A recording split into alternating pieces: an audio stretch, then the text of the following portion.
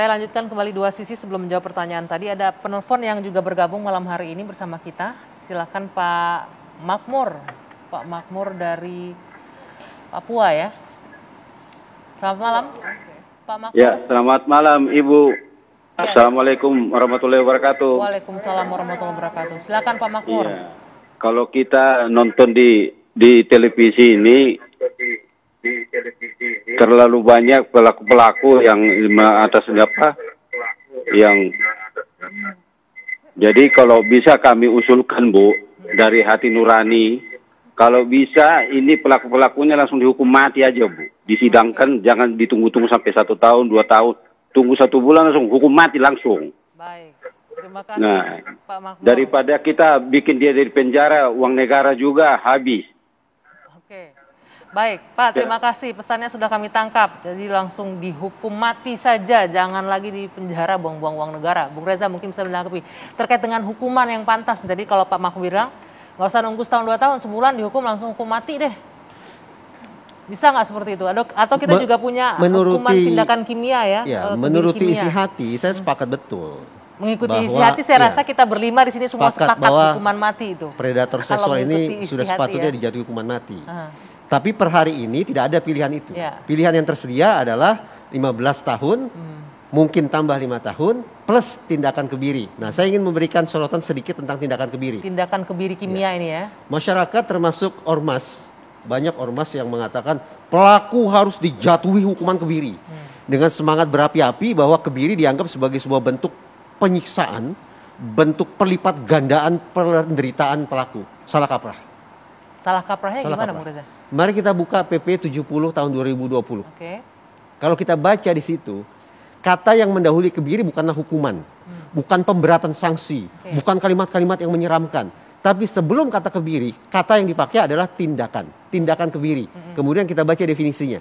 Ringkas kata, ringkas cerita. Kalau kita pahami definisi dari tindakan kebiri yang ada dalam PP 70 tahun 2020, ini sekali lagi bukan ditujukan untuk menyiksa si pelaku, tapi justru untuk menyembuhkan si pelaku. Dengan kata lain, spirit kebiri kimiawi yang ada di negara kita adalah spirit yang manusiawi. Bagaimana sang predator ini, betapapun sudah melakukan kejahatan sedemikian keji, tapi tetap menerima porsi hati dari negara. Jadi tidak hanya dihukum berupa penjara dan denda. Masih ada tempat untuk direhabilitasi. Tapi direhabilitasi. Gitu. Nah sekarang kembali ke masyarakat. Apakah rumusan undang-undang yang memberikan hati kepada predator itu sesuai tidak dengan suasana batiniah kita? Jangan-jangan undang-undang itu, PP itu hidup sendirian yang terlepas dari suasana batin masyarakat. Kalau dirasakan terpisah, ya sudah. Berarti kita perlu mengirim pesan tegas, lugas kepada pemerintahan dan DPR, lakukan revisi terhadap undang-undang nomor 17 tahun 2016 plus turunan-turunannya, agar kebiri di Indonesia tidak dijadikan sebagai bentuk penyembuhan. Tapi bentuk untuk perlipat gandaan penderitaan. Tapi untuk penyembuhan saja dokter atau tenaga medis nggak mau melakukan sekarang. Saya membayangkan kalau seluruh pemangku kepentingan duduk bersama membaca kembali PP itu secara lebih cermat, maka mudah-mudahan kita sepakat. Sekarang kita tidak memposisikan kebiri kimia sebagai bentuk penyiksaan, sebagai bentuk hukuman, sebagai bentuk pemberatan, bukan, tapi sebagai cara yang katakanlah manusiawi, cara yang konstruktif, cara rehabilitatif, agar suatu saat si predator ini kembali ke tengah masyarakat menjadi warga negara yang bertanggung jawab. Apakah masyarakat menerima atau tidak? Kembali ke kita semua. Pertanyaannya mau nggak nih Bu Retno misalnya seperti itu analoginya, menerima kembali predator yang sudah direhabilitasi, let's say lah seperti itu. Nggak mungkin masyarakat nerima ya? Iya pasti ya, kalau apalagi untuk kasus Bandung nih pasti nggak mungkin nerima. Tetapi memang betul yang dikatakan Mas Reza, karena kalimat itu emang ada di dalam pasal 1 butir kedua, itu tindakan, disebutnya bukan hukuman kebiri tapi tindakan kebiri. Nah ini yang kemudian memang masyarakat menganggapkan gitu kan, kalau kebiri kimia kan gini ya, itu kan hormon ya sebenarnya yang kalau saya membaca ya. Nah itu ketika disuntikan kan mirip prinsipnya kayak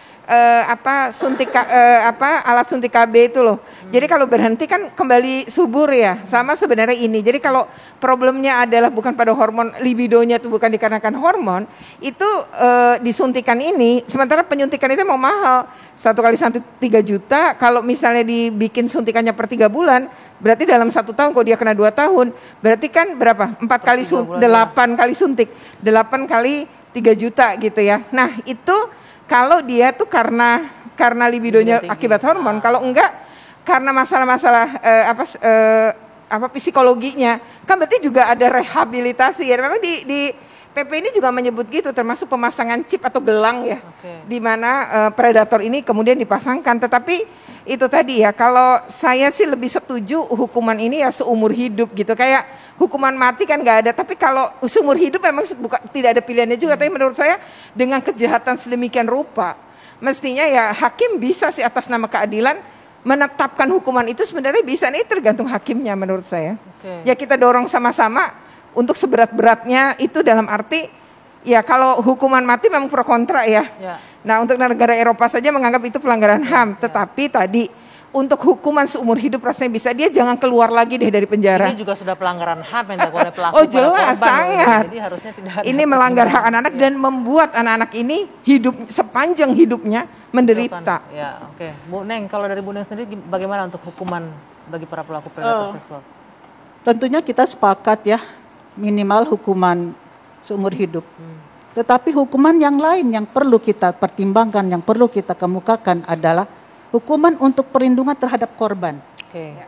Korban, baik korban, katakanlah korban kejahatan seksual secara langsung, yaitu anak-anak yang jadi korban, dan juga korban dari akibat kejahatan seksual tersebut, yaitu anak-anak yang dilahirkan dari kejahatan seksual. Nah hal ini tentunya itu juga merupakan hukuman berupa restitusi. Nah dalam hal ini tentunya saya kalau melihat dari tadi berbincang-bincang dengan Ibu Retno, sebetulnya di dalam hukum Islam itu mengenal tentang adanya ganti kerugian untuk korban perkosaan. Nah Imam Syafi'i, Imam Maliki dan Imam Hambali itu memberikan ketentuan ganti kerugian itu sebesar mahar mithil. Kalau di Indonesia kan biasanya akad nikah itu untuk orang Islam kan seperangkat alat sholat, kemudian katakanlah Al-Quran, yang mungkin harganya macam-macam kan begitu ya kan. Nah akhirnya saya mencari tahu berapa Rasulullah Shallallahu Alaihi Wasallam memberikan mahar kepada istrinya. Kata menurut Aisyah radhiyallahu anha, istri Rasulullah, bahwa Rasulullah memberikan mahar kepada istrinya itu 500 dirham dan juga memberikan mahar kepada Ummu Habibah, istri Rasulullah, sebanyak 4.000 dinar ditambah 4.000 dirham.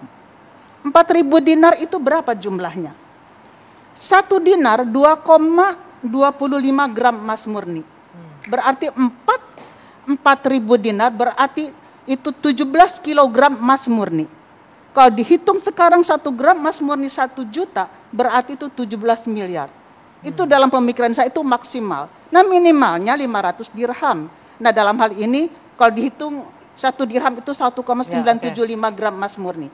Nah hal ini menurut saya tidak hanya untuk korban perkosaan, tapi anak-anak yang dilahirkan dari korban perkosaan tersebut atau korban.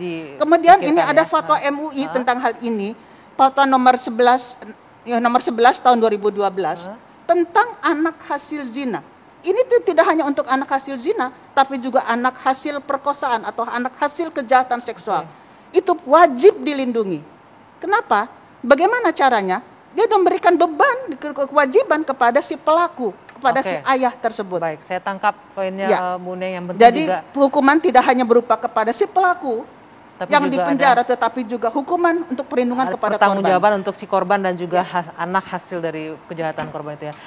Sayang sekali waktu kita terbatas, Prof, sudah habis. Tapi yang terpenting dari diskusi kita malam hari ini adalah bagaimana mengupayakan perlindungan terhadap anak-anak sebagai generasi muda kita dan juga memberikan ruang pendidikan yang aman dan nyaman dan juga terlindung dari para oknum predator seksual, entah itu dia oknum guru atau siapapun itu.